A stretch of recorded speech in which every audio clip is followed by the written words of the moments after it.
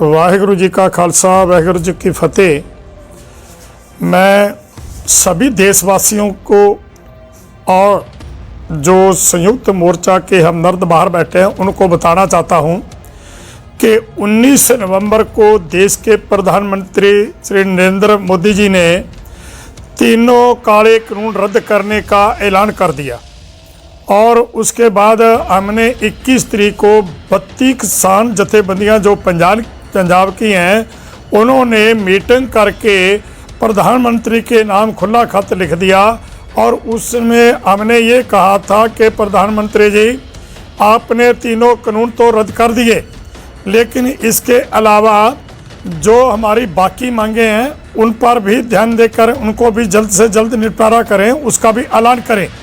उन मांगों में जैसे कि एमएसपी जो है वो कानून के तहत बननी चाहिए, क्योंकि जो किसान की जितनी भी फसल होती है जिस पर एमएसपी लागू हो वो एमएसपी के रेट से कम ना बिके, इसकी गारंटी चाहिए, कानून बनना चाहिए।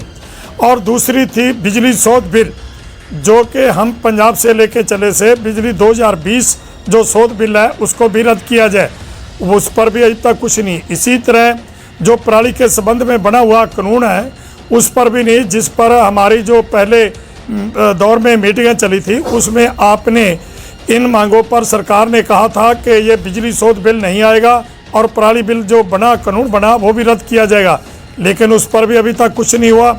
इसी तरह जो पर्चे इस आंदोलन के कारण हमारे किसानों के ऊपर पर्चे हुए उनकी रद्द करने की भी बात है। भी जब आपने इस देश के मतलब के आंदोलन के कारण आपने ये जो काले कानून बनाए थे उनको रद्द करते समय माफ़ी भी मांगी थी।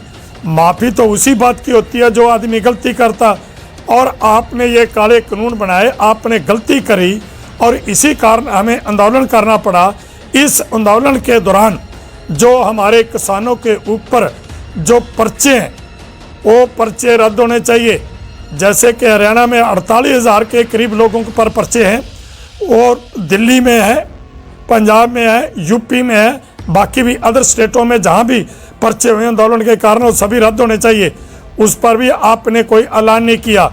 और इसी तरह जो लखीमपुर खीरी वाला केस है वो खास केस है, क्योंकि जो अजय टैनी राज्य मंत्री ने अपने बेटे के थ्रू किसानों के ऊपर अपनी गाड़ियां चढ़ाकर दर्द कर शहीद किया था, गोलियां चलाई थी, वो भी अभी तक मंत्री पद पर बैठा हुआ है और आपने अभी तक अजय टैनी को मंत्री पद से बर्खास्त नहीं किया। उसको बर्खास्त किया जाए और उसको जेल में बंद किया जाए।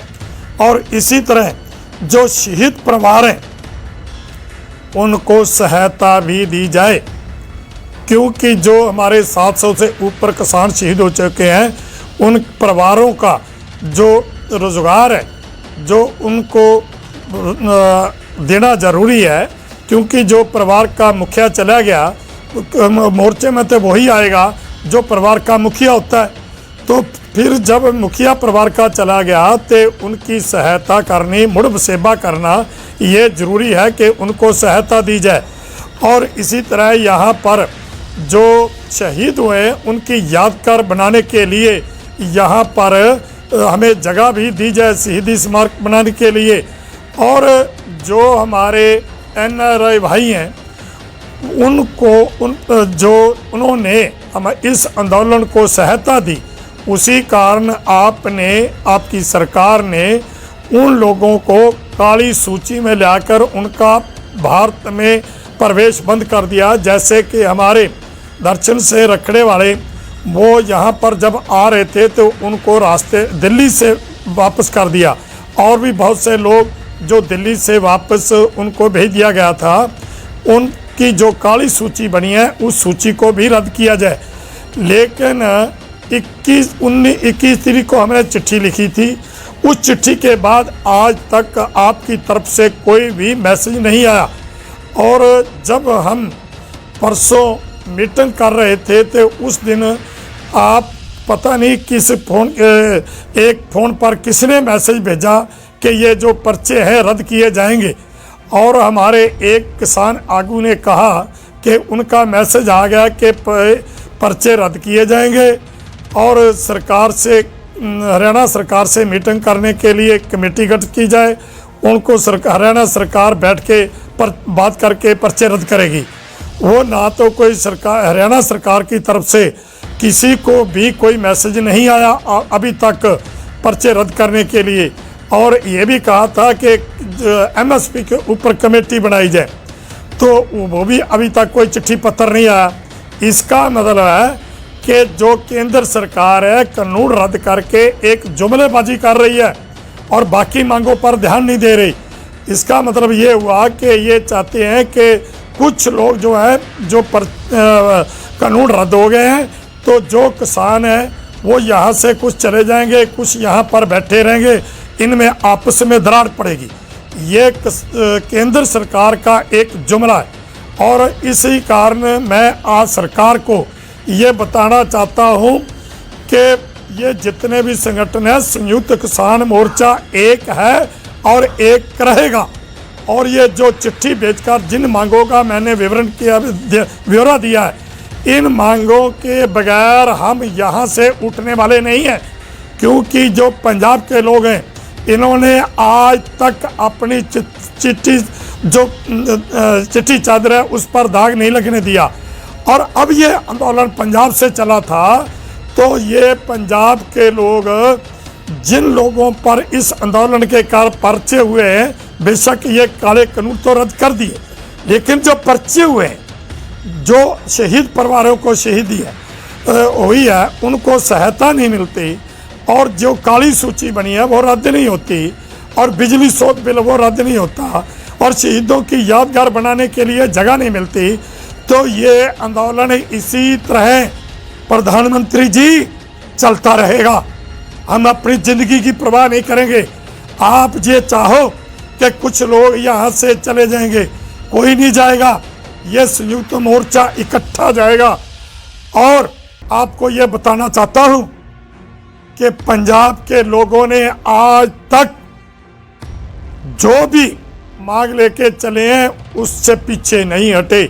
शहादत तो दे दी है आपको, इसीलिए मेघालय ने बताया था कि आपने पंजाब के लोगों से जो टक्कर ली है, इनकी मांगे पूरी कर दो। ये जायज़ मांगे हैं, सही मांगे हैं, इनकी मांगे पूर्ण तौर पर मानी जाएं। और जेकर तुम कहोगे कि इनको दबाया जाएगा, ये दबेंगे नहीं, ये अपना सिर तो कटा देंगे लेकिन पीछे नहीं हटेंगे। इसलिए मोदी जी अभी भी समय है, ज़्यादा समय लेट ना करो।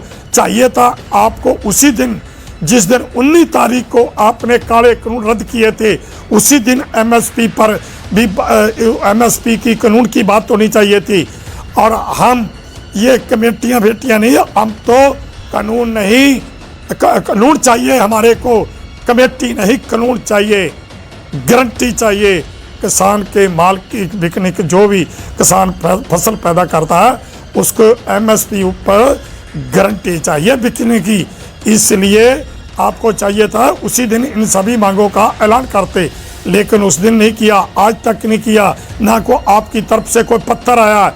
इसलिए मैं आपको ये कहना चाहता हूं कि प्रधानमंत्री जी, जैसे आपने तीनों काले कानून रद्द किए, इसी तरह ये बाकी मांगे भी जो है ये प्रवान करके इन लोगों को बाइज्जत जाने का समय दीजिए। हम यहाँ बैठने के लिए कोई खुशी से नहीं बैठे, हम मजबूरी से बैठे हैं। जब भी आप हमारी मांगे पूरी कर दोगे, हम उसी वक्त चले जाएंगे। वाहिगुरु जी का खालसा, वाहिगुरु जी की फतेह।